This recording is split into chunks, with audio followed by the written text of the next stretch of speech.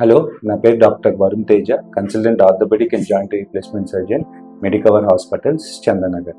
ఇవాళ నాకు ఒక పేషెంట్ వచ్చారు. ఆవిడ సమస్య ఏంటి అని అంటే, పొద్దున్న లేచిన వెంటనే పాదాలు బాగా నొప్పిగా ఉంటున్నాయి అండ్ డే ప్రోగ్రెస్ అయ్యే కొద్దీ నొప్పి తగ్గుతూ వస్తుంది అని చెప్పారు. ఈ కండిషన్ని ప్లాంటార్ ఫేషియైటిస్ అంటాం. ప్లాంటార్ ఫేషియైటిస్ అంటే ఏంటి అని అంటే, మన కాఫ్ మజిల్స్ అన్నీ వెళ్ళి కింద మన హీల్ బోన్కి ఒక చోట అటాచ్ అవుతాయి.